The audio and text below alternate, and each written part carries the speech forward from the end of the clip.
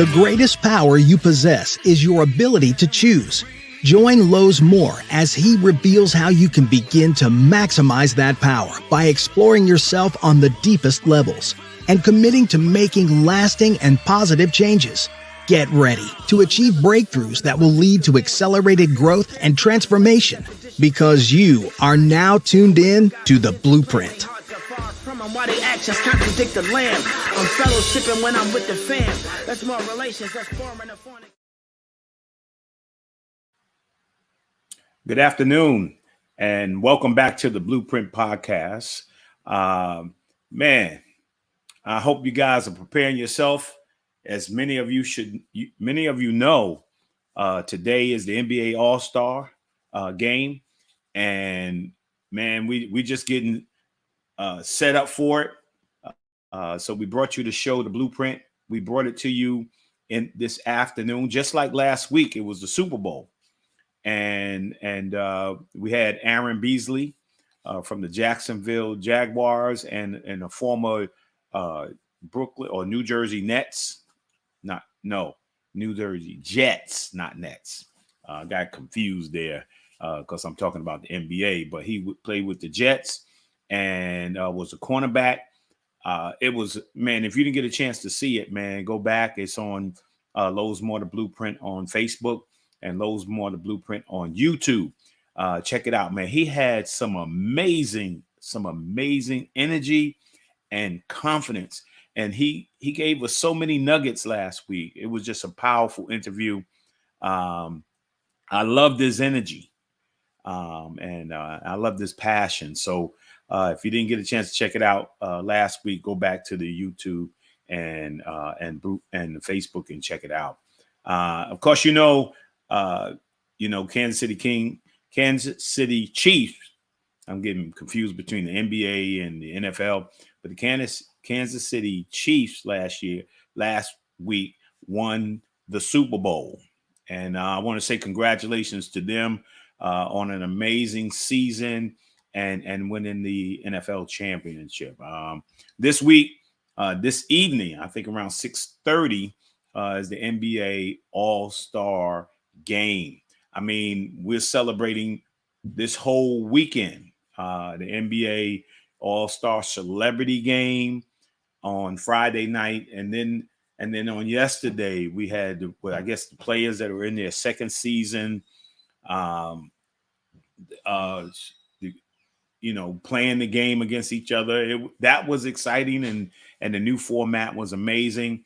And then the skills competition. Yeah, every year they try to mix it up, try to get it to be better. And it was different. It was different, and somebody won. I just think they got to continue to tweak it. And then of course they had the NBA 3-point shooting contest. Damian Lillard won the 3-point shooting contest. And then last night, the dunk contest. I mean, it's one of the best contests we've seen in a few years, right? And I was like, oh no, I gotta watch this dunk contest. It's gonna be terrible. But it turned out to be really, really a good dunk contest, right? And so NBA All-Star Weekend has been a success so far. Looking forward to the game tonight. And so without further ado, we want to get right into this thing. We don't want to delay. We want to have some fun, and let me just jump right in here. And I want to show, let me start off with my book of the week.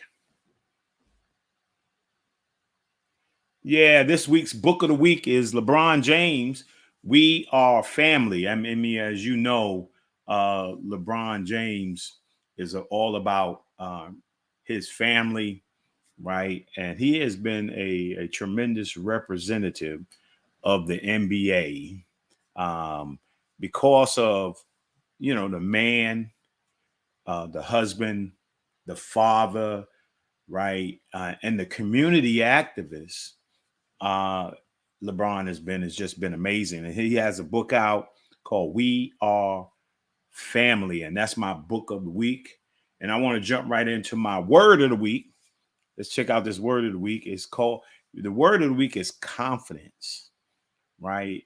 That's the word of the week. And I kind of pulled it from last week, right? I pulled it from last week because Aaron Beasley had so much confidence and so much energy. I thought about how important it is to have self-confidence.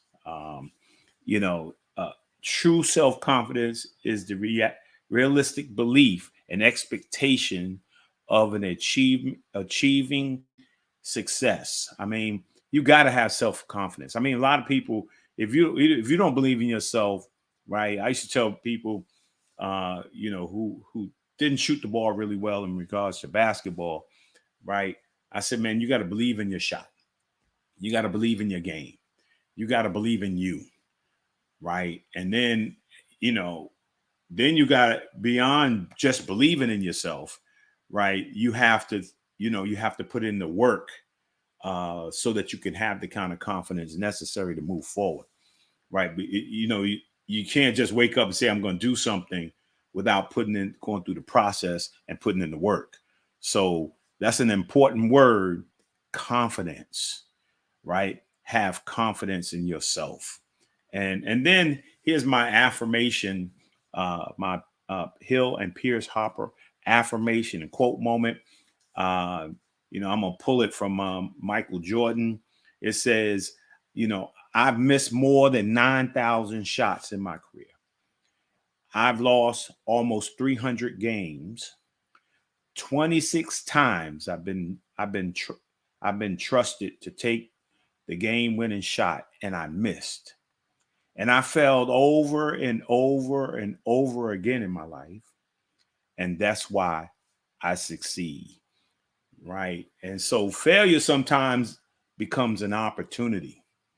Right. You can take advantage of those failures by correcting what went wrong. Right. And improving on what went wrong. It's through failure that we become successful. It's through failure that we grow. And I just think that's just a powerful quote or affirmation, right? Sometimes everybody's trying to be perfect, and every time they do something goes wrong, right, they get down on themselves. But that's how we grow. If we're going to move forward, we got to grow. With tests, you fail tests, you improve, you pass the test.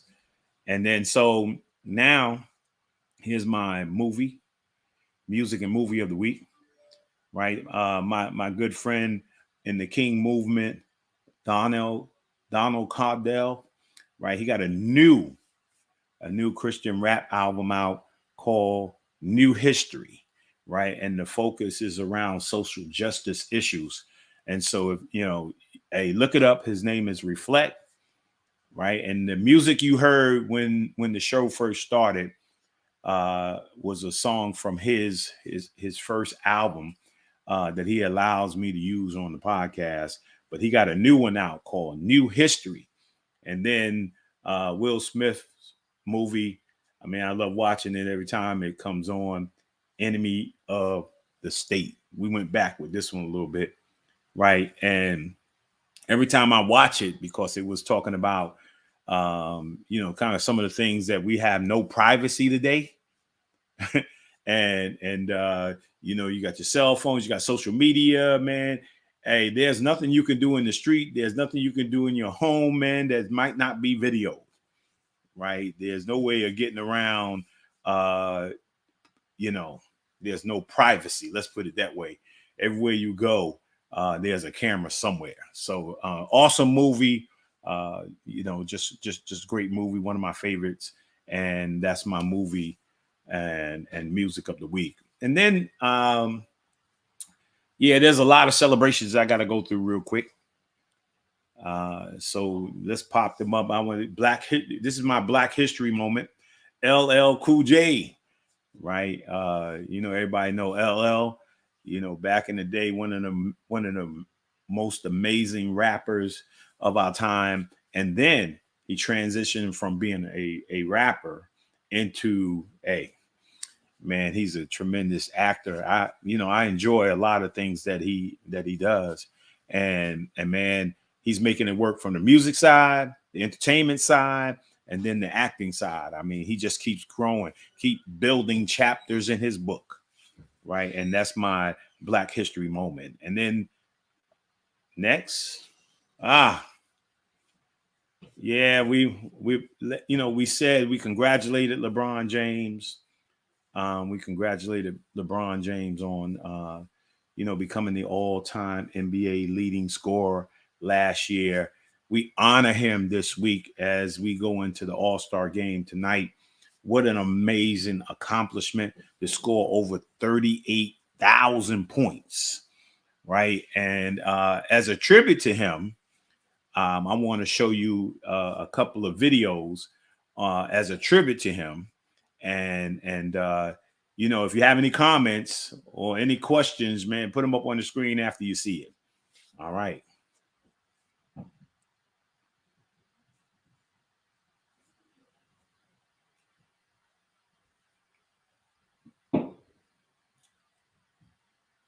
It's crazy.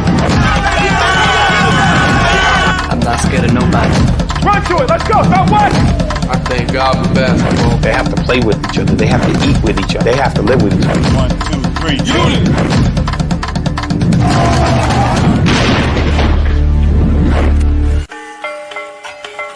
To become a team, you have to have trust, togetherness, but you have to have a coach that can put that team together. I'm a player. I'm 20, so I will be a player for a long time, but you need a great coach. At the end of the day, they have to live with each other. They have to play with each other. They have to eat with each other. And that's how you build teams. You build a camaraderie. Yesterday, we had 25 guys. Today, we have 13. The success of this team is going to be in our ability to communicate. And we know most of you have a nice one-on-one game, but what we want to add to it is your ability to make everybody around you better. So I want you to take this commitment very serious. Chemistry is the most important thing of a team. 1, 2, 3. You gotta play with people you like. Yeah. Wow. Hey, I was in the battleground with LeBron James. Had the opportunity of spending a lot of time with him during the battleground, and he was young, right? He was young, and I balled a little bit myself, but I hadn't seen LeBron in person actually. And he was dedicating some playgrounds out in Akron, Ohio. And I was sitting there and I just happened to look up and he was, speaking, talking with the mayor of Akron. And I looked up and I was like, oh my God, this dude is huge. I was like, man, somebody built this guy, man. And yeah, it was an amazing moment to meet LeBron James, and everything that I said in the beginning was everything that he was when I met him. And so we got one more video of him, kind of a commercial here.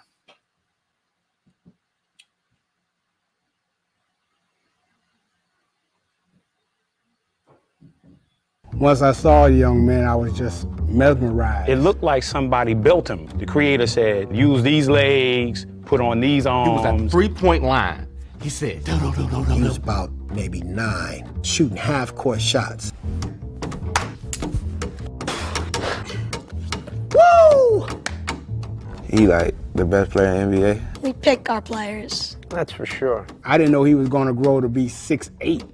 He has a way to know where to go and how to do it. Maybe like being sucked into a vortex. He's everything. Mega superstar. I like the way he scored. 3s, 2s, dunks. Rock solid body. He always called me Dub for whatever reason, I'm not sure. He just jammed it with 2 hands and had to dodge the backboard before he came down. He had it back here. I would cross you up and then I'd dunk in your mouth. Oh my goodness, that's it. That's it right there. Oh, I'm definitely a witness. I'm a witness. I am a witness. I'm a witness. Definitely, I'm a witness. I'm a witness. I'm probably the #1 witness.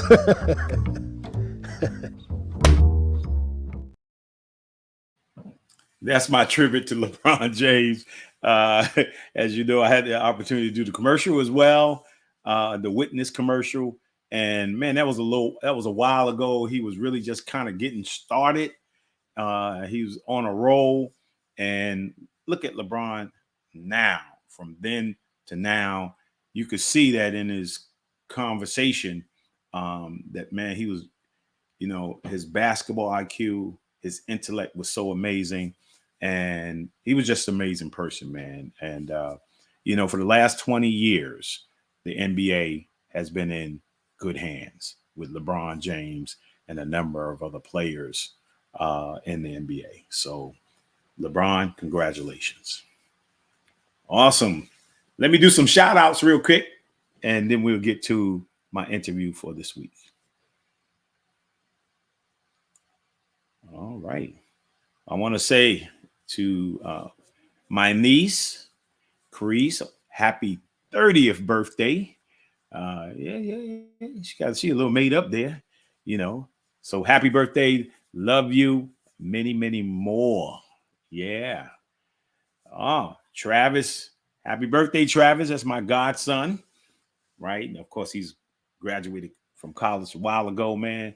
Man, he loves animation, right? Just an amazing, amazing young man. And I want to say happy birthday to you, Travis, and love you. Zamaria, happy birthday. 19 years old, about to go to college. Whoa, I can't believe it, man. I remember that. You see that picture with the little red thing on her head? I remember that little picture there. Now she's grown up to a beautiful young woman. Hey, happy birthday. Love you. Oh, to Marsha Blunt. That's my wife's teammate and in the WABA right now. Partner. She owns the league, the WABA league. I want to say, watched her play in high school. Amazing. Went to Queens College. Marsha, I want to say happy birthday to you. Love you. And many more. Yes. Yeah. Happy anniversary to my brother-in-law and my sister. My brother-in-law, Randy, and my sister, Tracy. Man, how many years is it? How many years has it been? Man, it's been a lot of years, but I want to say happy anniversary to you guys. I love you. Enjoy it. I will see you guys soon. Wow. Man. And then, Mac McLaurin. Look at that. Woo. Did y'all enjoy that last night? I was happy that in the skills competition, I was happy that Utah won something. That's number one. That was the most exciting thing about the skills part of it, was that Utah won because they playing the All-Star game in Utah. I was really excited for Damian Lillard. I mean, because I think he's tried another time before. Just a great, sometimes jump shooters don't make great 3-point standstill shooting in the contest, but he did it last night. And you notice he didn't do a whole bunch of jumping, right? And then the dunk contest was amazing, man. I don't know what kind of dunks he was doing, but that was, man, creativity at its best. And man, I'm looking forward to the night. If this weekend was like that, I'm looking forward to the game tonight. So let's get rolling. I got a video here, right? I got a video here of my guests. They short videos, and and then I'll introduce my guests and we'll get rolling. Williams against Clay Johnson. Clay, Kareem getting along, rest ready for the fourth quarter. Dribble drive by Williams. Williams pass deflected, stolen by Michael Cooper. Length of the court pass to Clay Johnson while flying out of bounds. Clay's got it, slam dunk. Michael Cooper just made one of the game pictures that has to be in the highlight film. Unbelievable. All the way down the floor, a beautiful lead pass to Clay Johnson, who went in and slammed. We didn't see the greatness of the play by Cooper. We saw the play by... Look what Rambis does. He plays 45 games plus and plays superbly. Started every game since January.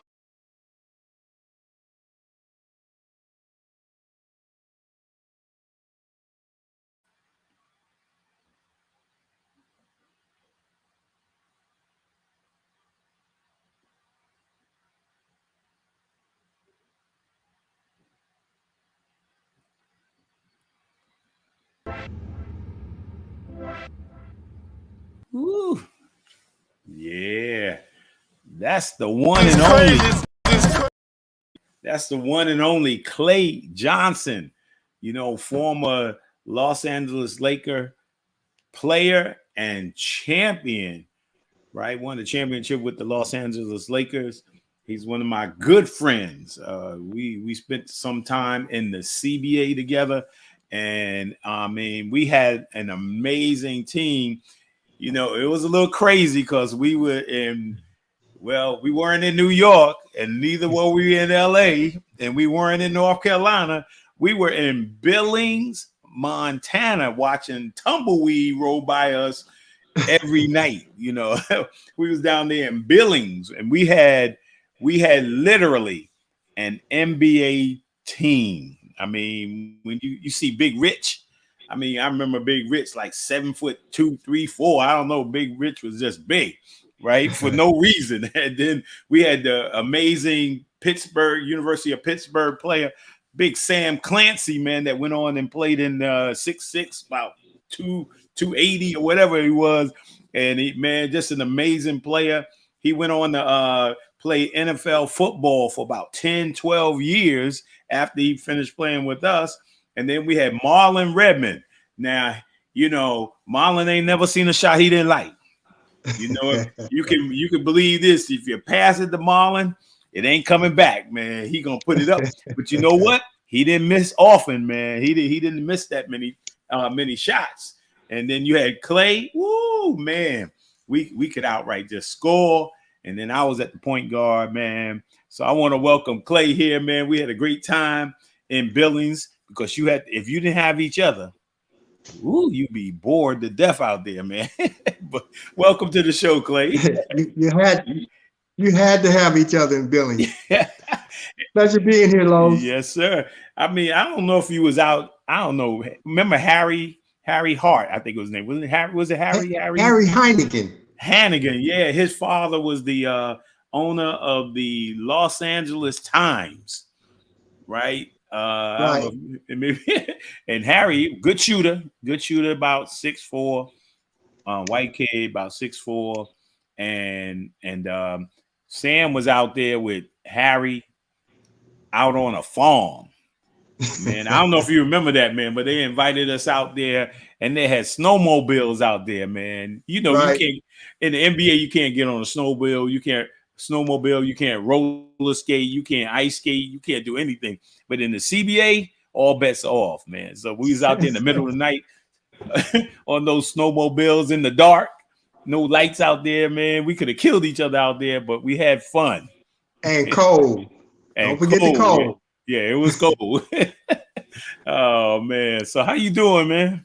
I'm doing good. Here in Kansas City, taking in the Super Bowl championship, the Chiefs. Yeah. I was happy for either team. I would have been happy if it was Philadelphia. I like Jalen Hurts. I like all the players on.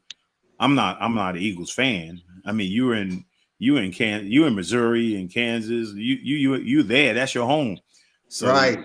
You have no choice. Well, you know what? I try not to be a Chiefs fan because it seems like every time I jump on the bandwagon and start watching the games, they end up losing. They just so fickle like that. So I try not to be a fan, but then I see myself sitting down watching every game. Yeah. Well, I want to be the fan of a New York Knicks. I want to be a fan of the Jets. I want to be a fan of the Giants and the Yankees and the Mets, and the Rangers. But every time, like you said, every time you sit down and say, well, I'm gonna make up my mind. This is my team. And man, I've been disappointed every single time. And it hurts. It hurts when you lose. You be like, oh man. Yeah, you got to go out and find a winner. Right. Well, you don't have to look anymore. You got a winner twice. Yeah, well, that's why I say I've been kind of on that bandwagon a little bit because they get it done, but they frustrate you during the game. It's like they're gonna lose this. I even said that in the Super Bowl. I called text my daughter. I said it ain't looking good for the home team. She said, "Daddy, we got a whole nother half left." Yeah, have faith. Right. Yeah. Oh man. So what did you think so far? We're in this NBA All-Star weekend, right? Well, and what do you think so far in regards to the weekend leading up to the All-Star game? Well, first of all, the fact that it's in Salt Lake City, I spent a little time in Salt Lake City in the CBA, actually, Right. when I first came out in '78.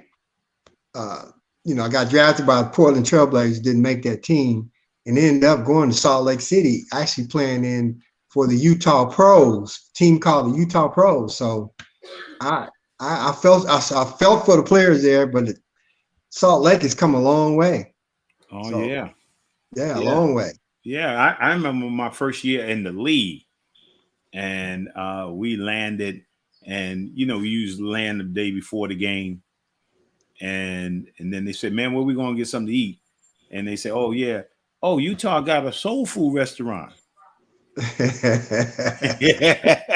I'm like, "What? Hold on." And we went over there, and the food was good for about a couple of hours. Then stop messing with your stomach, man. I was like, something's wrong here. that's a setup for a visiting team come in, Not that down home, the mama's soul food cooking, but no, it wasn't. But fake I mean, food. it was good to play there. I mean, it was good to play in Utah. It's just a whole different atmosphere. Yeah, it's definitely the Mormon. Yeah, it's a capital. it's a unique atmosphere. I mean, it's a good one, but just unique. I don't think they had the All-Star game there in like 30 years. Yeah, they say something like 30 years, but it's not a bad place, and I think they've really grown some since the time I spent there. I'm pretty sure they've really grown. Well, let me say this: we haven't been in Billings, Montana, in a while, and we know what it was when we were there, right? Hey, And you know what? Actually, I went back about 7 years ago. Okay. I did a camp at the boys club. Oh, they brought me back in, and they got a new boys and girls club, right? It's a new boys and girls club. Yeah, new boys and girls club. Yeah, totally different though from when we were there. Totally. Oh yeah. Well, I remember, I was so bored. It was a Holiday Inn there. I remember staying at the Holiday Inn, and we practiced on the Indian reservation, right? And I remember asking them, "Hey man, do you have a boys and girls club here?" And he said, "Yeah, man, you got to go outside, go down the block." And I went outside of the hotel, went down the block, and I saw the name as I was walking. I was asking people, "Hey, is a boys and girls club, here?" And they were like, "Yeah, right there." They pointed at it, and I looked at it. It said Boys and Girls Club, and I go in, right, and I see like a little lobby area, and then I see a pool table. So a pool table, and the person showing me around, and I was like, "Well, where's the gym?" And he pointed back up over my shoulder, and I looked over my shoulder, and a basket was on the wall. I was like, okay, that's the gym. We in the gym, the gym and the game room at the same time. But now, they got a brand new boys and girls club there, man. Right. Awesome, man. Yeah. That's the first time I ever went to a actual, was semi-pro hockey game. I'd never been to a professional hockey game, but they had hockey was more popular than our basketball. Oh team at the time, but hockey was big. Yeah, that was a big deal. You know, we had a few people to see us, but man, they packed that place out for hockey. Wow. Get rowdy. Give them a little beer and they go at it. Yeah.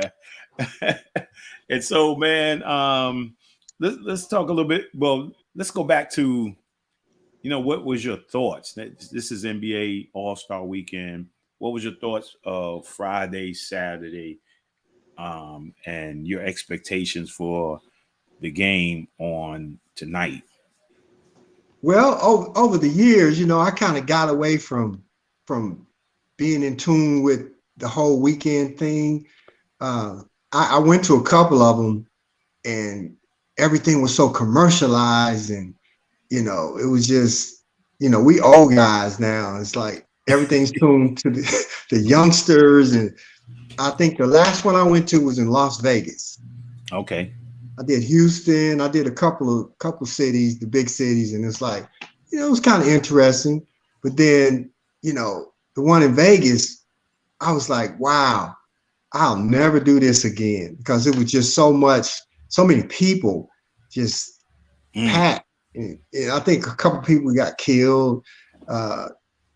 These youngsters, you know, they just take over. They Right. take over, and it's like for old guys like us, it's like, man, I ain't got time for that, you know.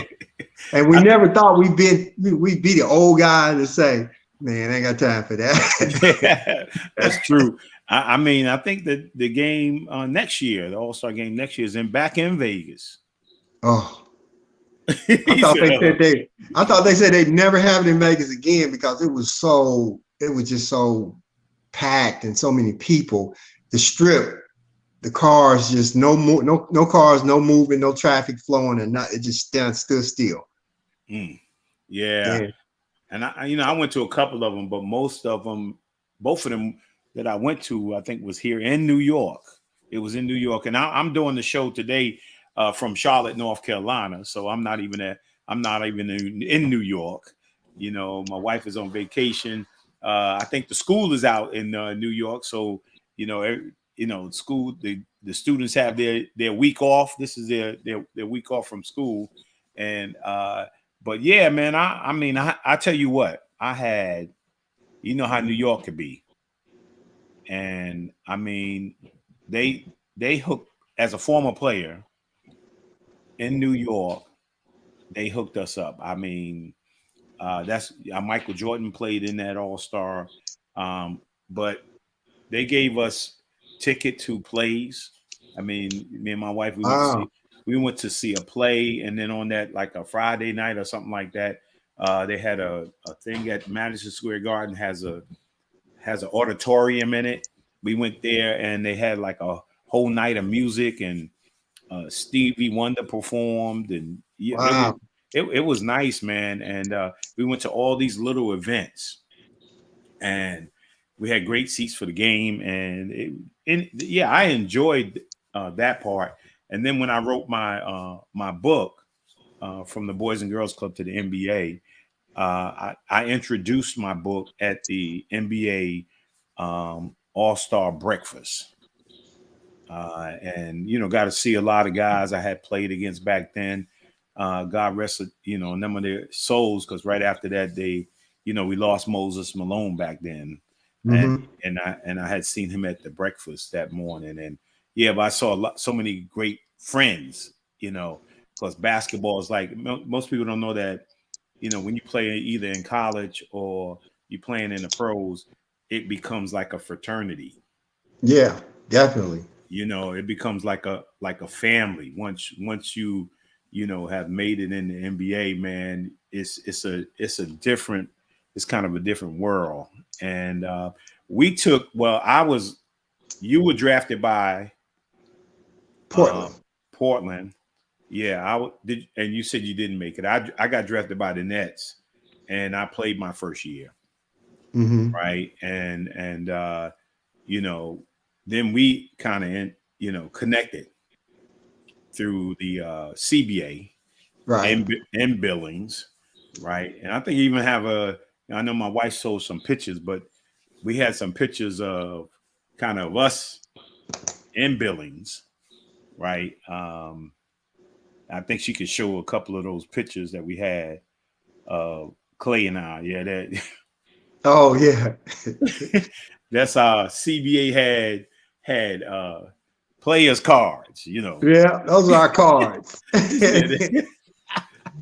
Yeah, that's you on the cover of the program. Oh wow. You know, and yeah, you know, landed up there. I think that's Chico Brown. Chico Brown. That guy can score, man. He was LeBron of the CBA. Of the CBA, yeah. Chico can score, right? Loads. Yeah, man. And yeah, we had a good time in Billings, man. That was fun. Look, yeah, the coach, that was wild boy, Bill Kalukas. Yeah, that is a wild boy, man. Man. Yeah, but we I remember one day we were practicing, and I never seen Lowe's upset, but Klukas was, he was different. And I think we had just lost the night before, and he called himself gonna be hard on us, real hard on us in the practice. And I guess Lowe's got upset. Lowe's said, "Yo, disappear." He told Klukas, "Disappear." And I turned around, looked at Klukas, see what he was gonna do. His face just looked like he just had a dill pickle. He didn't know what to do. He didn't know. He had no reaction. He just looked like, I can't believe he said that to me. He'll disappear. Well, you know, I tell people all the time, man, when, you know, after being in the NBA playing, right? And then my agent said that I was going to Billings, Montana, and the CBA. And he said, you know, you get to play your way back to the league, right? And I was like, okay. In my mind, even though he said Montana, in my mind, I hadn't been to any of these places. So in my mind, I thought he said Malibu. And I was thinking like, well, Malibu's in California. Now, you know, I land and I look out the window and it's snow.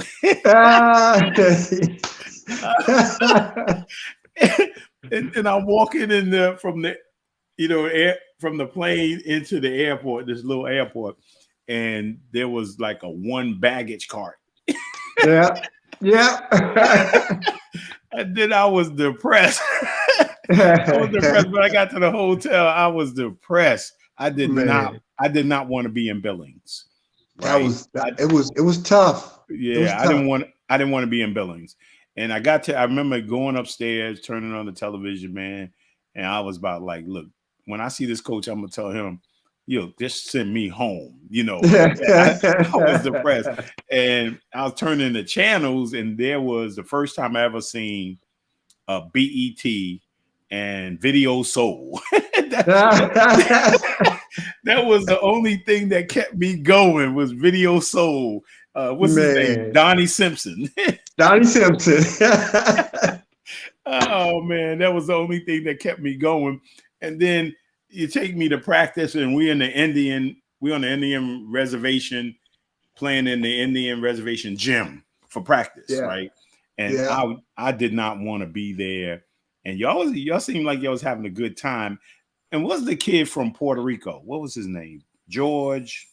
He was a starting point guard. He was a point guard. Yeah. Yeah. And I never forget our first game, right? I was like, Bill, you was saying stuff to me. That's how I think I said something to him. He's like, I don't know why I traded for you. You know, you ain't doing nothing. You sorry. You know, I was like, I didn't care, man. I kept saying, man, just send me home, man. You know, like that.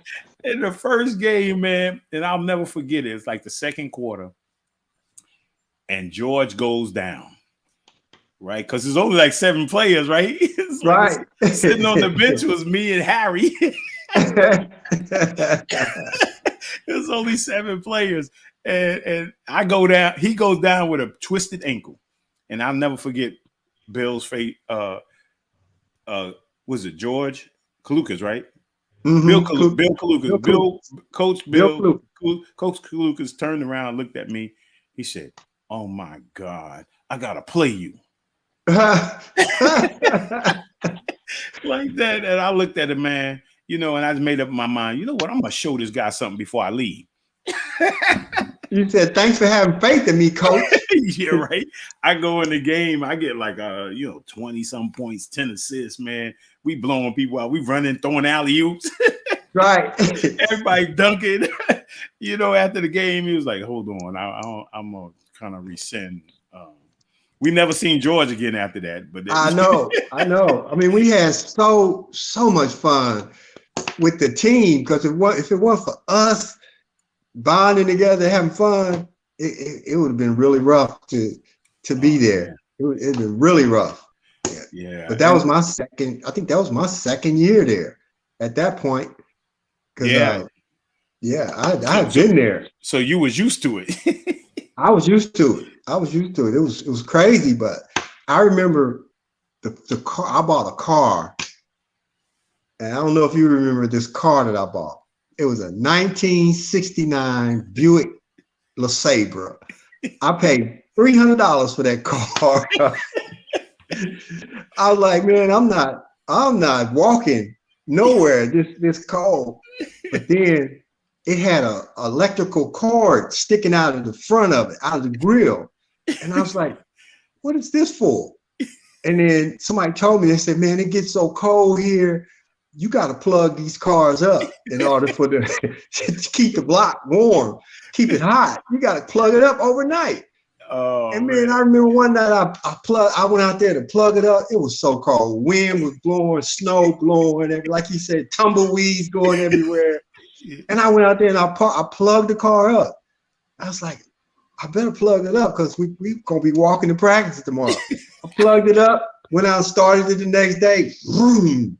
Then I remember one night I didn't plug it up, and that bad boy did not start. Yeah, no, that was crazy. And let me say this out here, man. We today get to see some wonderful, wonderful players. I mean, some amazing. We get a lot of oohs and ahs by players, and being great players, ourselves in our time, right? Sometimes you play against players when you're pretty good. You play against players and you say, okay, that play was all right, right? I've seen a lot of all right players in my day. I have to say this, Clay. Man, I never seen anybody, man, as smooth and silky, right? Like a Black Panther, on the court. just smooth, man. I never played and I played with some great players, but I mean, you guys are on a different level. The guys I played with in high school and even before then were great players. And of course, during the summertime, it was always amazing playing with Gus Williams and Ray and Earl Tatum and Rudy Hackett and all those guys. They were amazing players. But you were so amazing. I couldn't figure out you, Marlon, Sam, and even for myself, I couldn't figure out, because when I looked in the NBA, man, I didn't see anybody as good as we were. No. But we were in the CBA, and I mean, you were absolutely a phenomenal player, man. I mean, I've never seen, yeah, man. I mean, and Cooper, remember, you played with Cooper. You played with Cooper with the Lakers, and you kind of a little bit smaller version of Cooper, and he became a really good player, but you were extremely more talented than Cooper. The ball handling skills, you had you were even in regards to your ability to play defense. You guys were long, and your elevation was incredible, man. When you went up for a jump shot, or went up for a layup, man, it's like, okay, this guy ain't gonna stop. He's just gonna keep going, you know. and I was not surprised. I know I made it to the CBA that year. I made it to the CBA All-Star game, and the CBA All-Star game was played at the Meadowlands in New Jersey, and I got to go home. I mean, you know, I got to go home and play in that All-Star game and go to the party. Many people don't know, like last night, there was about 29, 30 parties somewhere in the All-Star game. You could go from one party to another party and celebrities and all that. And I got to go home and experience that. I think even my wife was, we hadn't, you know, gotten together yet, but was at the CBA All-Star game when I played there. I played well in the CBA All-Star game, but that was just a tremendous experience to play with such gifted players. I mean, I didn't understand why Marlon, either you or Marlon, was not in the NBA. I mean, and I couldn't understand why Sam Clancy wasn't in the NBA. Right. You know, and Big Rich, right? This guy turned into a phenomenal player. Right. You know, and I think it was because he played with some amazing players. Yeah. You know, and I got picked up by Cleveland, and you got blessed. You got picked up by the Lakers. Yeah. So talk a little bit about that. Yeah, my wife said we weren't even dating yet, but we made contact while I was in Billings. You know, yeah, it was, I think, one of my first contacts with have you seen Patrice? Told my brother, yeah. You know, so, but man, I'll just say, man, you were amazing, man. I don't know what people are looking at when they're looking at players, man. I just couldn't see why you weren't drafted and stayed in the league. Yeah, it was really crazy because when I got drafted by Portland, that was, you know, right out of college from Mizzou. I got drafted by Portland, and you know, you have your agent telling you, hey, you're going to go in this round, and you're expected to go this round. And I sat and sat through the draft, and I ended up going in the 5th round, which was very, very disappointing to me because they were talking about late first, early second. That's when they was telling me that I would go. So me and my family, we sit and waited. Then we went 5th round, and I was like, they were all happy. Just the fact that I got drafted. But I was like, nah, this ain't good, you know, because I was supposed to go 1st round, 2nd round. Right. But didn't go like that. So I sat and I thought about it. I said, you know what? I'm in the 5th round. So I got something to prove. So I start changing my train of thought. The day I got drafted, I said, you know what? I'm going to go here to this camp and I'm going to be ready. I'm going to show them that they made a mistake. So I went out and to the camp and really impressed and did well. Matter of fact, they had me playing all positions. They had me playing center. They had me playing power forward. I was playing, you know, how they send you with different groups. It's like, Clay, you go down there with that group. I'm with the guards. And then the next 15 minutes, they say, you go over to that group. They had me in every group. I couldn't believe it. That was my first experience with like balls, like on a national level. Right. But I was handling it. The next day I was sore. I couldn't even move because the big guys beat me up, but I was in there beating them and jumping over them, getting the rebound. So I guess they were really impressed by that.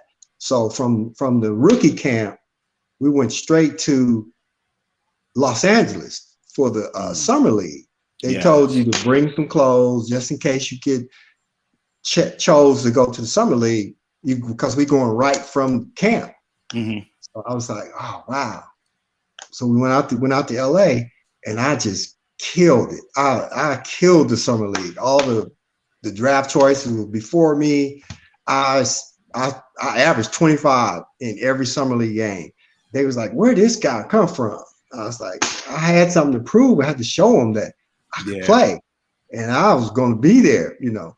So they invited back for a veterans camp, which was a couple months later. I came in the veterans camp. I was ready. I remember Maurice Lucas, the first day we practiced, and I just said I had a chip on my shoulder. I got something to prove. And Maurice called me the black blur. He said, I'm gonna call you the black blur. Like, where did you come from? And because I was dunking everything, just and I was like, I got something to prove. And I ended up starting the first 4 preseason games at small forward. But I couldn't relax, Lowe's. I couldn't relax. That was my problem. When I'm in the game, I was missing layups that I usually would dunk. And I was like, should I lay this up or should I dunk it? But by that time, back of the rim, you know. So they gave me four chances to show I could do. Michael Thompson, Ron Brewer, all those guys were playing, and I was playing before they were. I was out there killing it, but I couldn't score no points. Wow. Brick and free throws.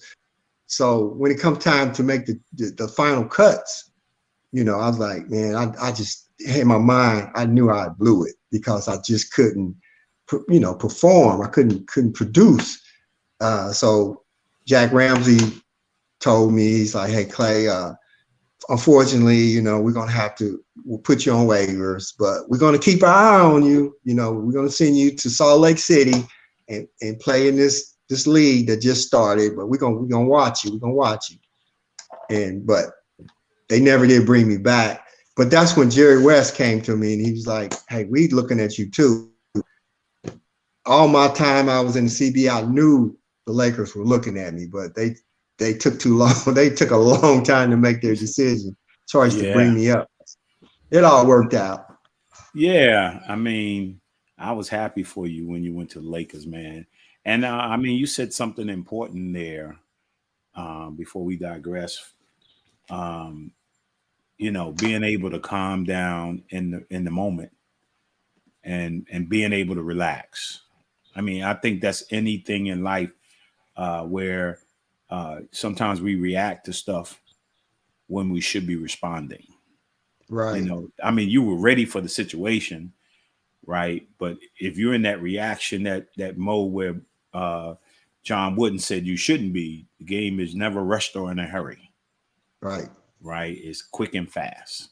Right. And so if you can't calm down and relax, and I think that playing in the CBA, right, it was, you know, you started to play. That's why I say by the time I seen you, I mean, you was like, you were in the right pace, you know, all the time. I mean, you know, no stress, no emotion, no fear, just in that right place on defense and offense all the time, man. And you made the layups, you made the dunks, you was hitting, you start hitting that medium range, and you start pulling up threes.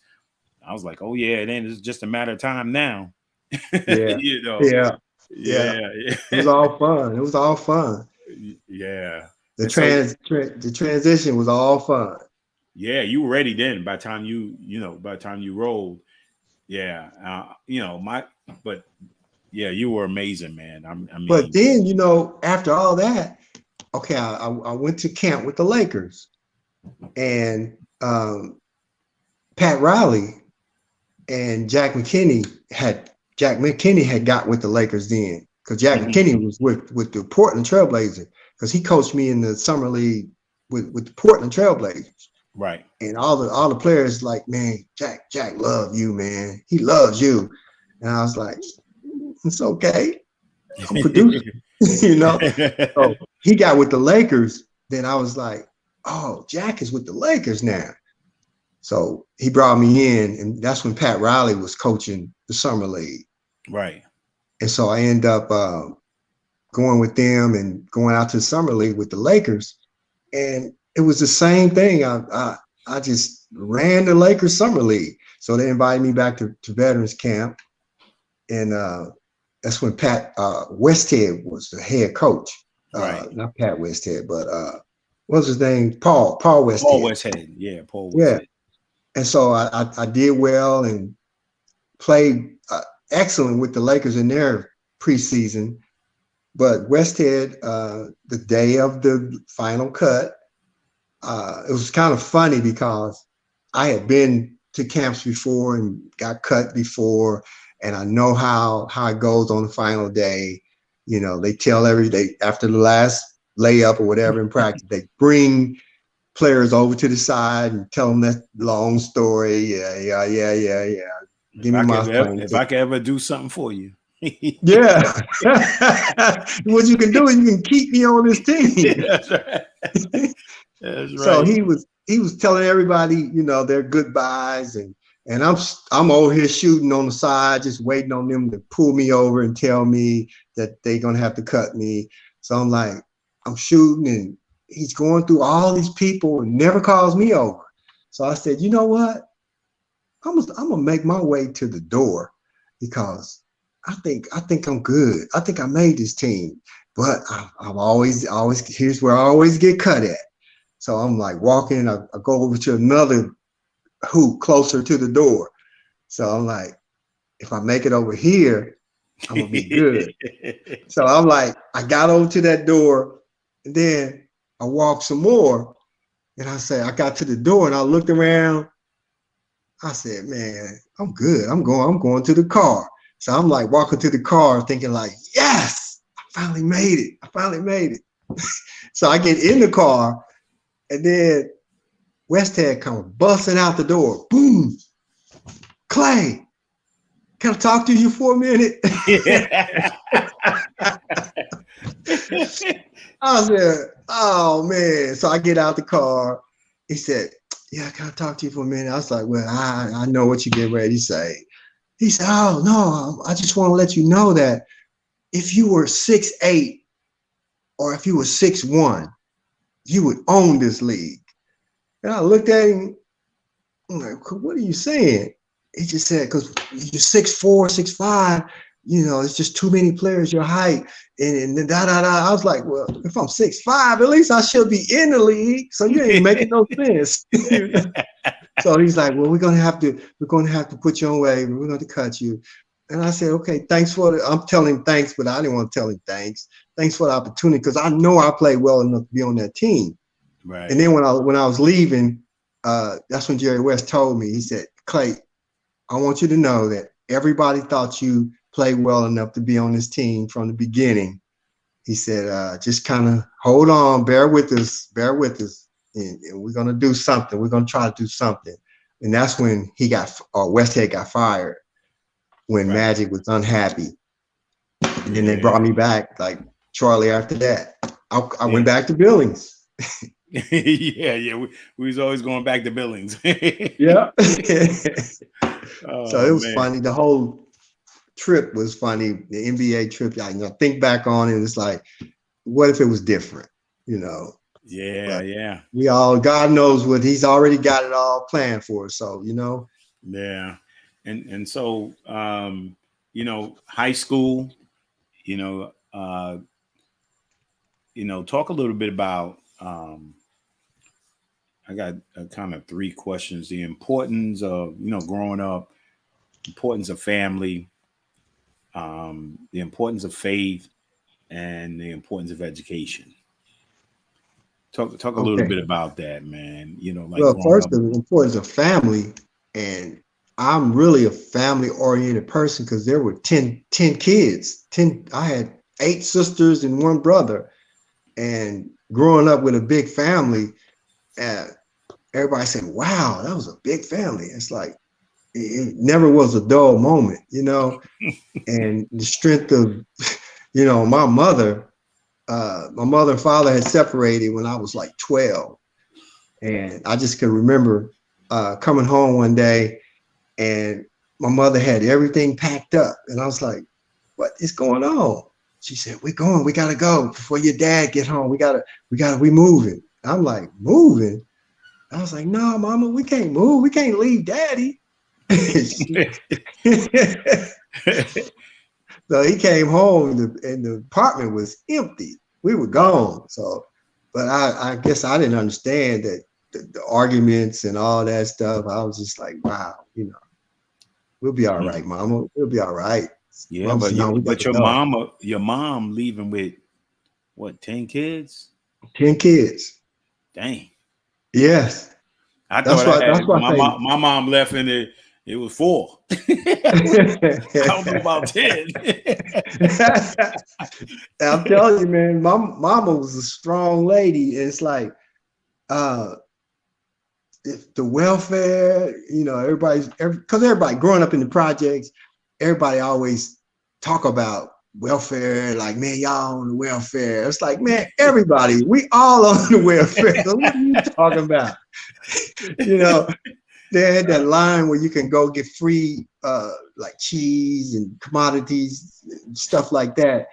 And I'm like, okay, it's the same way with like the Jordans, the fake Jordans and the real Jordans. You know, you got, because I coach basketball now, and I got some of the knockoff Jordans, and the players was like, Coach, you wear them knockoffs, man.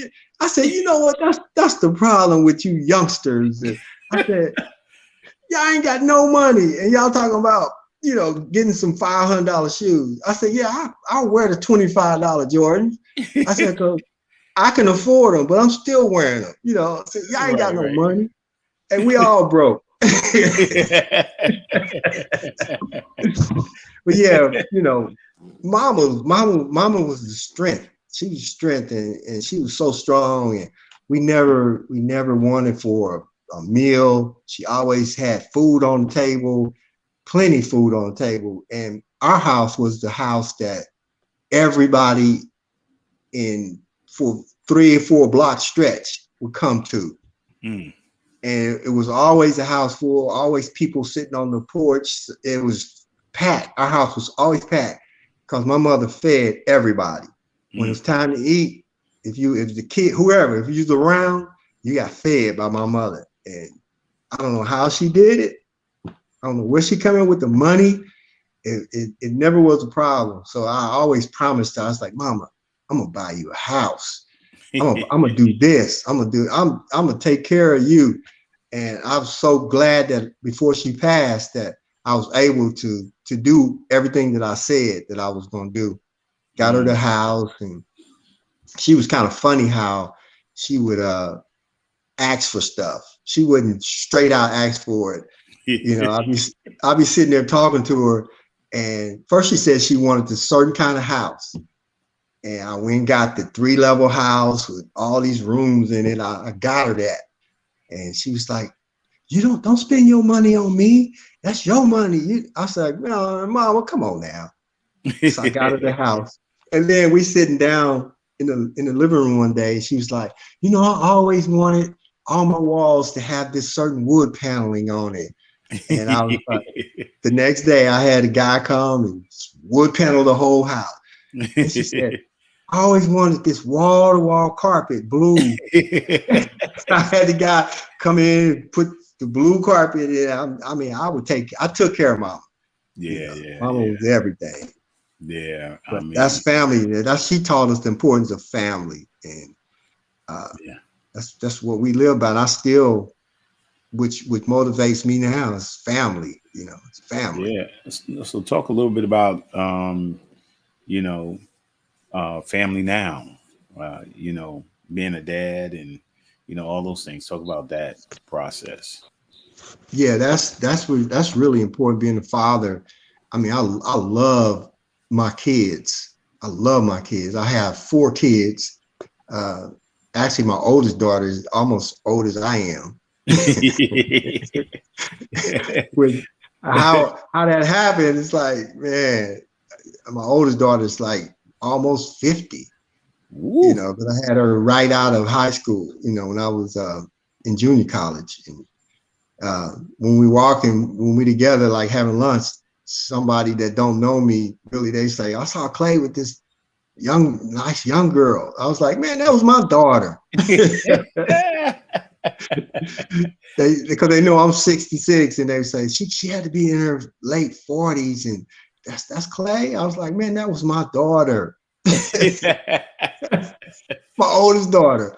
So I have, she's like 48 now. I have a son, 37. I have a daughter, 30. Well, she's 30. She just got married. She's 34. And then I have a 19-year-old daughter that's running track. Right.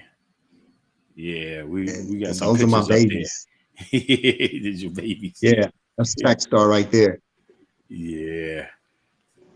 Oh man, she's at Pittsburgh. Yeah, she's at Pitt. Yeah, with Sam Clancy. That's actually, I saw Sam Clancy when she first went to Oh yeah, Pitt, her freshman year. We hung out. Yeah. Oh man, wow, that's good times, man. And so in high school, man, I think I had a picture. I think this is a picture of you in high school over there. Oh yeah. That first picture, those 5 guys, that was they called it the all Metro team with 5 top high school players. Actually, I made that team twice, my junior and senior year. That brother in the middle in the yellow, he could jump so high. Higher than you? He's the one who inspired me to jump high. Him and his brother, they used to jump so high. And I was like, you know what? Every day in the gym, I go and just be jumping in gym. And all of a sudden, I finally dunked the ball. And then I was like, I'm ready for him now. Right. And then University of Missouri, you had some high flying dunks there. Yeah, that one color picture is against Marquette. They were the world champs. College. They came in first place the year before, and actually that's almost the whole team around me. I went up as a tip dunk. Right. And then was Bernard Toombs still there?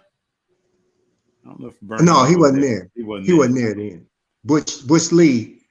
Butch Lee was there. Butch Lee and I played with a guy, the big man. What was the big man's name? Oh, Jerome Whitehead. Yeah, he was with me with the Clippers. Yeah. Hey, was Stephon Johnson with you? At the Clippers? Yeah. Nah, I don't remember Stephon Johnson, but I mean like Michael Brooks and Tom Chambers and Terry Cummings and Craig Hodges, Al Woods. Okay, yeah. Randy Smith. We had a little crew. Bill Walton. I met a guy named Stephon Johnson. Actually, I've been talking to him. Oh yeah. And he said he played 1 year with the Clippers, and I asked him, did he play with you? I think he said he didn't remember you. Right. Yeah. Mm-hmm. I'm from Missouri, going into the draft, but I ultimately ended up with the Lakers, right? And talk about that. Getting to the Lakers, the whole championship, being with some really amazing players, man. When you talk about it, I mean, well, my road. We were playing for the championship with the CBA when they brought me back. Wow. Me and Irv Giddings, that whole year, that's when you got picked up before. I got picked up before you. Yeah, I did. I went to Cleveland. Yeah. Actually, I don't know if I ever told you, when you left me with a Bible. Because I used to ask you, Lowe's, why you pray all the time?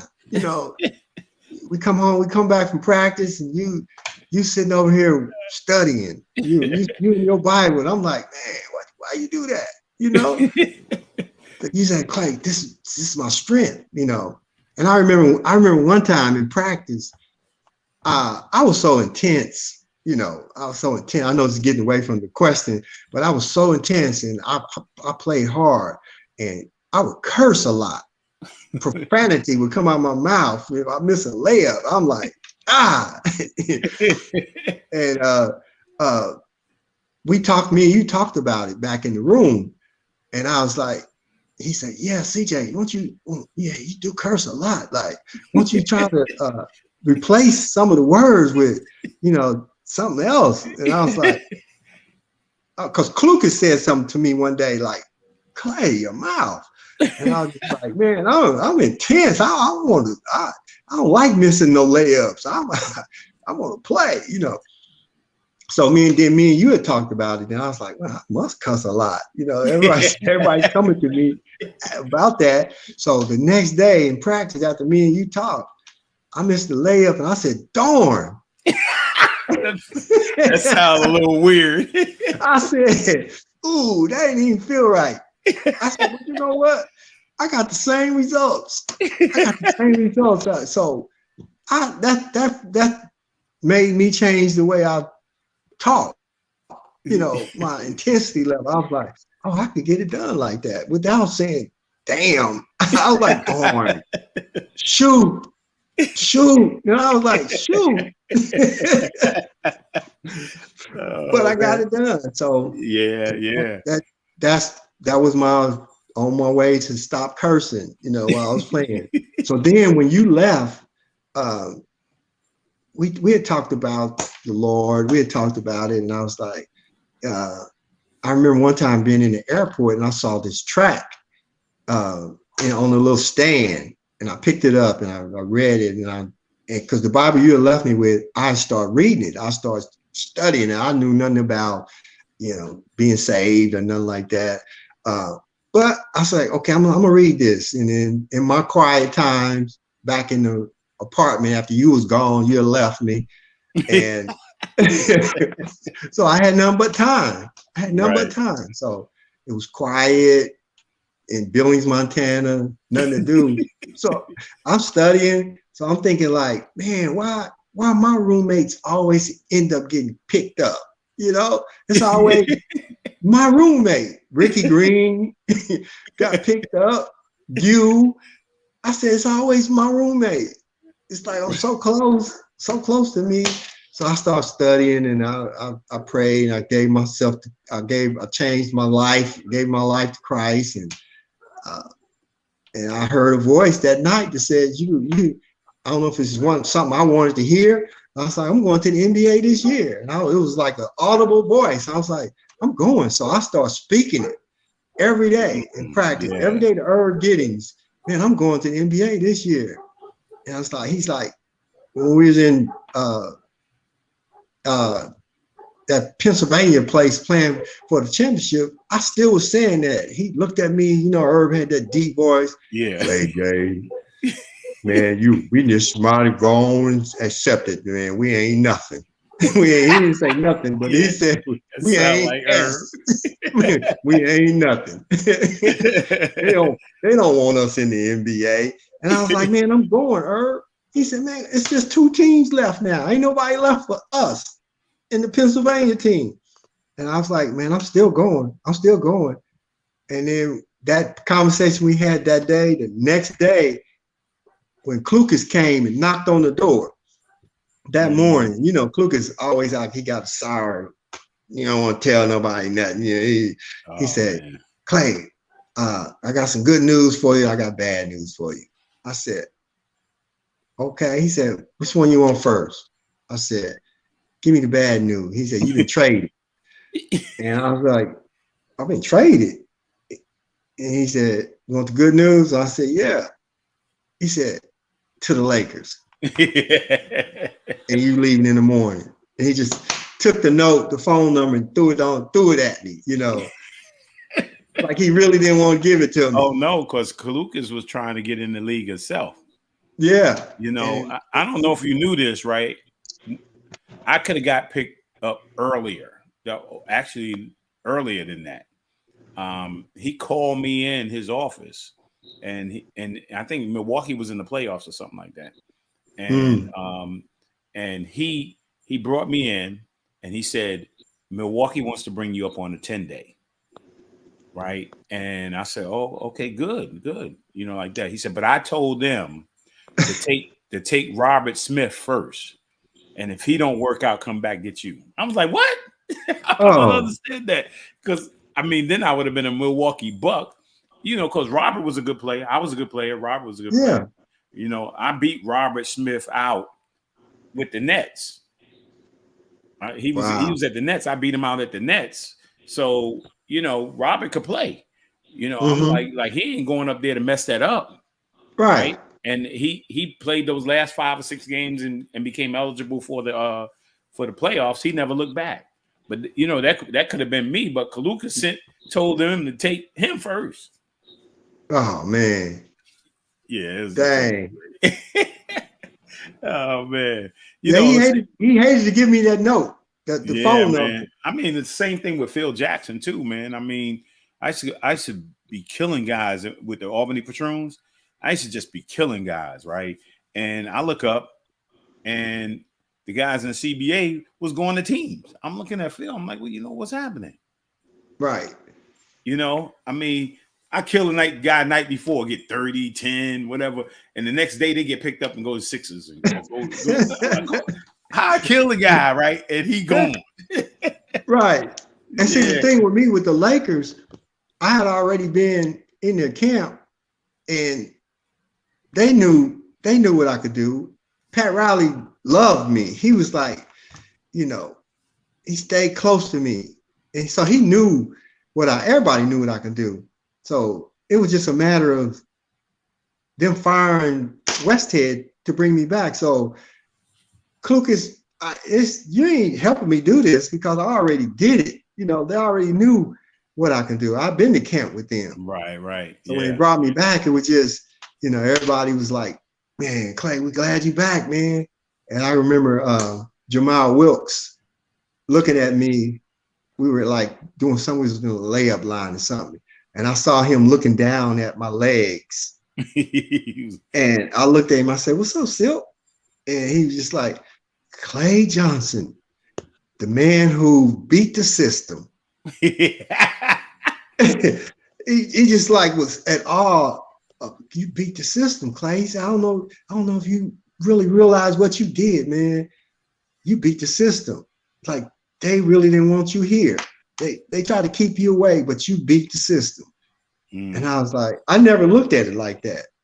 And I was thinking like, a lot of y'all don't know that I think it was a matter of me changing my life, you know, accepting Christ, because I was always a good player, but that I needed that extra little faith that I had, you know, I needed God to get over the hump, you know. Right. A lot of people don't know that it takes more than just, you know, being good, you know, you got to have something else.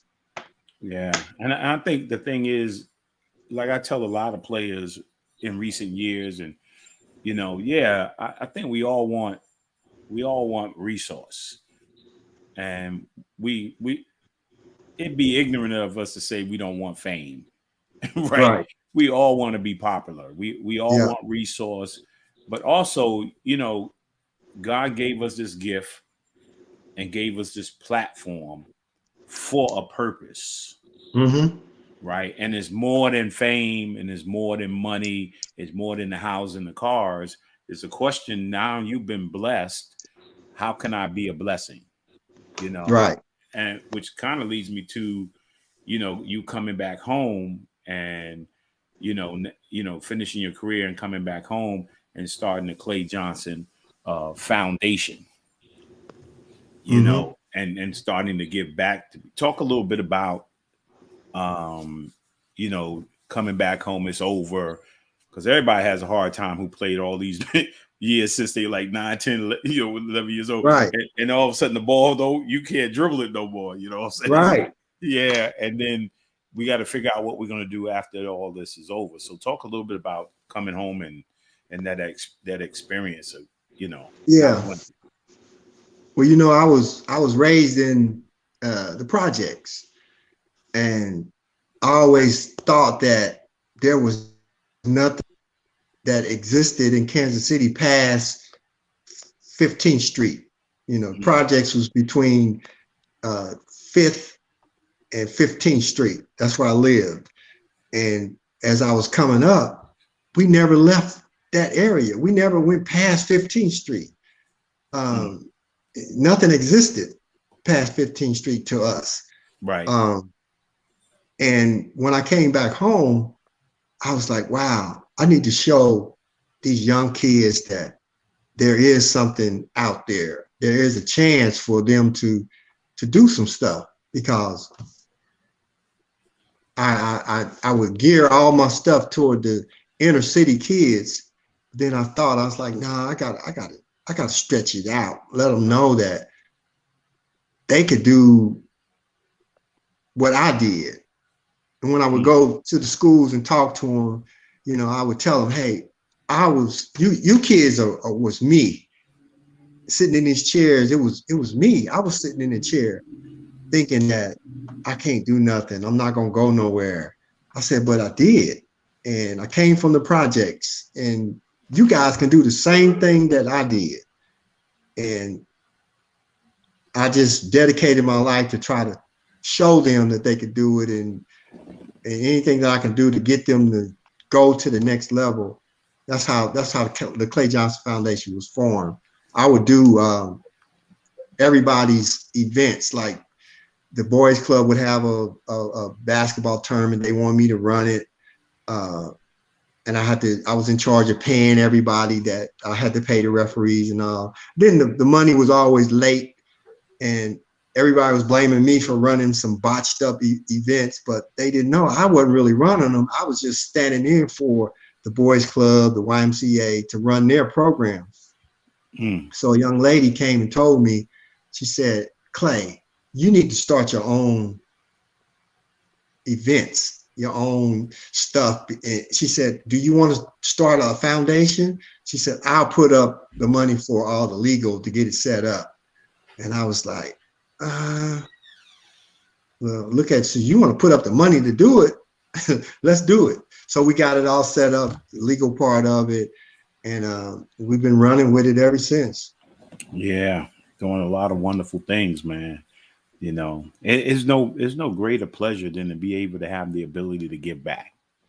Yeah. You know, yeah. You feel so good. Yeah. And then my first event, the first event that I had, we called it Kansas City Magic.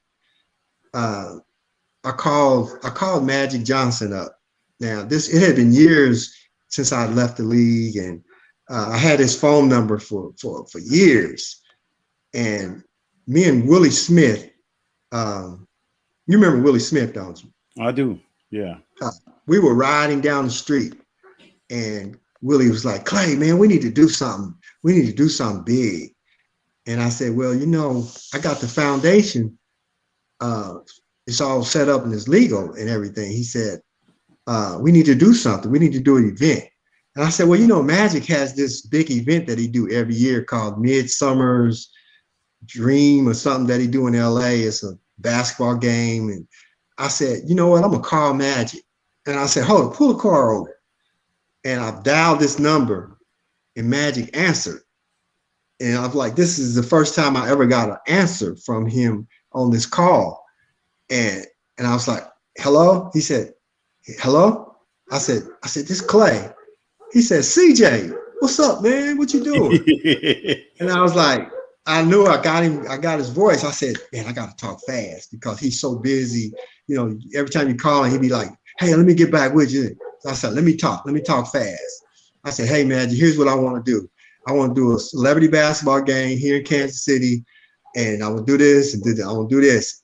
And he said, okay. He said, make it a whole weekend, not just a one-time thing. Make it a whole weekend. He said, I'm gonna do this for you. I'm gonna do this for you. He said, but I'm gonna give you 2 weeks to make some contacts and figure out where you want to have it at. And I'm gonna call you in 2 weeks. I was like, yeah, he's not gonna call back. 2 weeks he called me. He's like, okay, what you got? What you got? I said, I got the municipal auditorium ready to back us. I got this and I got that. He said, oh, you've been working. I said, yeah, I'm serious about this. So he went on and helped me and sent the letter and told the people that he's going to be here. man, that event was so big. It was like really unreal. It had been 30-something years since I've been in the NBA, and it was like I was still in the NBA. He came in, and he was supposedly gonna be here one day. He spent 4 days here. He donated $25,000. He stopped the basketball game and brought attention to everybody. He's like, let's stand up and give Clay a hand. And, you know, I'm gonna donate $25,000 to his foundation. And we had about 20 celebrities, movie stars at the game. We had a big, you can go to Kansas City Magic All-Star Celebrity Weekend, All-Star Celebrity Game on YouTube, and you can see the whole thing that we did. And it was so nice. And we touched so many kids. We did 1,000 people tested for HIV and AIDS. We had so many kids involved. We got health screenings, and it's kids now still. That was like 2007. I remember I'll be somewhere and I see a guy like 24 years old say, "Man, I went to your event when I was 10." Just, you know, how you touch him. I just like, man, I'm just so glad I was being a part of your life, you know, positive part of your life. Yeah. Well, I mean, we're coming to a close here. We got a few minutes, but man, that's great news, man. I think my wife was showing you still doing the foundation, and she was showing some information down at the bottom. I wanted to make sure that's right there. Yeah. Clay Johnson, ClayJohnsonFoundation.com. Yep. Yeah. So if you're out there and you want to contribute, man, please do so. Right. You know, hey, because like it's tough in North Carolina, where I'm at right now. It's tough neighborhoods in North Carolina. Of course, it's tough neighborhoods in New York, and of course Missouri, Kansas City, tough neighborhoods there. A lot of help. You know, we always complain about what we're gonna do for youth, man. How we gonna control these kids? But if you don't invest in them, you know, yes. if you don't invest in organizations like the Clay Johnson Foundation, I mean, how could you, if you don't want to invest in, we don't have the resources to be able to take care of those kids and help those kids. Right. Yeah. So, yeah.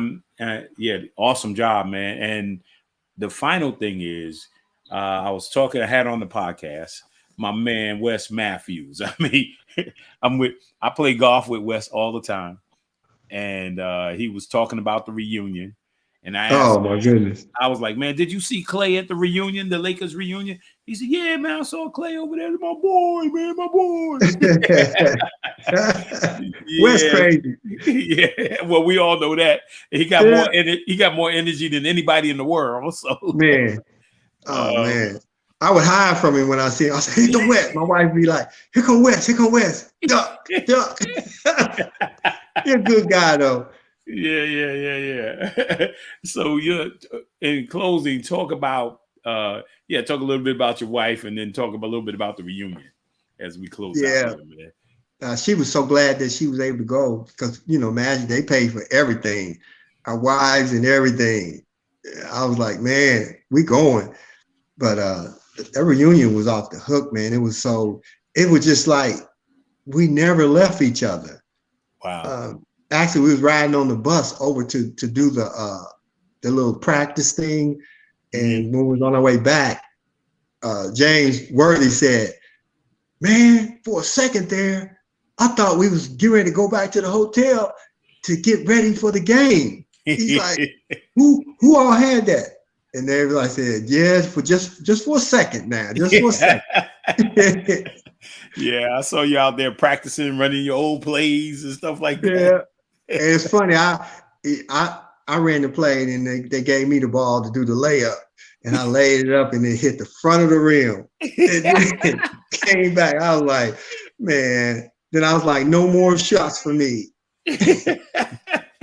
Oh man, that had to be a good time, man. Yeah, it was a great time. And to be able to, I think it's, I don't know out of that reunion, what came out of that reunion, but a lot of guys that are now older and have their own foundations and different things like that. I think it's important to be able to pool our resources and so that you can impact what's going on where you are. You could go there and impact what they're doing where they are, right? And make it continue to grow that family and keep that family connected. Yeah. Every year they somebody's having something and you're there, you know, to support them. Because we need, number one, we need more, particularly Black men, and we need more fathers to be active in the life of these children that are out there, man. So, oh, definitely. Yeah. Never can be enough. Yeah. So this has been fun, man. Catching up with you. And let me say this: my son Isaiah, he's in Alabama playing wheelchair basketball now. You remember? Okay. You remember meeting Isaiah at Missouri when he was recruited by the University of Missouri. You came over to hang out with us, man. And you know, when you stepped in the door and we connected, it was like we never left. I mean, that's kind of what you was talking about with the Lakers, man. Yeah, we're a family, we're a fraternity. We come together, and it's like back in action again. And it's like we will forever be brothers, man. I mean, and people don't understand that the bond that we have, like you said, we ain't seen each other in how many years, but as soon as we get together, it's like bam. Right. And I hadn't called you. I said, man, I was thinking about the All-Star weekend, and then, man, I'm gonna have somebody on the show who played in the NBA. And I was like, your name just popped up. Pow, Clay Johnson. I was like, call Clay. I call you. You was like, more. Yeah, I said, there go Clay. Like we talk every day, you know. Right. Yeah. Yeah, man. Yeah, man. This is awesome, man. I want to thank you for taking time out your busy schedule, man. And coming on and spending some time with me, man. You know, any final time, man. Yeah, any final comments? No, man, it's just great seeing you, man. Just great, you know. Yeah, it was great seeing Gus you. Williams. I used to like Lowe's. Gus ain't got nothing on Lowe's. Lowe's used to tie shoes like the string in the back like Gus. Yeah. The Wiz. You know, the unique thing about Gus, man, this is what's so amazing about Gus, and God bless him, man. I mean, he's going through he's been sick for a while now, all through the pandemic and stuff like that. He's been in extensive rehab, just starting to eat back again. Yeah, he's been having a tough time, man. But hey, if you talk to Gus, tell him I said what's up, man. Yeah, I'll do that. I remember Gus by the song. Come on. Yeah, he used to love that song. Yeah, Gus. And you know the unique thing about Gus, you get on the floor with him, like if you weren't on the floor with him, he's the man, right? But you get on the floor with him, you become the man, because he makes you the focus of attention. And that's why I loved about Gus, man. Anytime we played together in the Summer Pro League, and I come off the bench and come in the game, man, he would feed me all day, man. He said, man, just go do it, man. Just go do it, you know. And you love that about a guy who could probably do it better than you, you know. And so, yeah, man, thanks for that, man. I appreciate it. Thank you again for coming on. Just give me a moment. I'm going to close out. Yeah, I hope you guys have enjoyed the show. I see some of the comments that were up there. This is the NBA. You know, these are the starters. Of course, you know, Steph Curry's probably not going to be playing, you know, tonight. I don't know if Kevin Durant's going to be playing, but I know definitely Zion Williams not going to be playing. I mean, you remember I had at the Boys and Girls Club, I had Donovan Mitchell as a little kid in the development program back in the day at the Boys and Girls Club in Mount Vernon. He's in, I think this is his third year. Right, you know, as an all-star. Enjoy tonight, and enjoy the NBA All-Star. And again, thank you guys for joining me today. And remember, if you don't mind going to YouTube, when you go to YouTube, Lowe's Motor Blueprint, subscribe to the podcast, to the YouTube channel, subscribe, and I greatly appreciate that. And remember, you know, I love you guys. God bless you. And if you wake up tomorrow, as I say each and every week, make tomorrow your masterpiece. God bless you, and see you next week. All right, Lowe's. All right, Clay. We'll talk soon. Yes, sir. All right.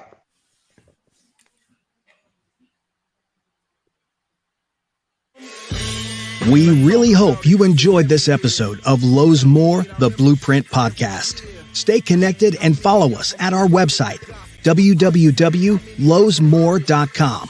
That's LOWESMOORE.com. You can also join the discussion on Twitter at Lowe's More and on Facebook at Lowe's More Jr. As always, thank you for pushing your mindset towards a better reality. This concludes the most thought-provoking portion of your day. Don't forget to like and subscribe to this podcast to stay fully up to date with everything we're up to. Until next time, be kind to yourself and each other. What they teaching is a joke. I ain't buying it like I'm broke. Insufficient funds for insignificant.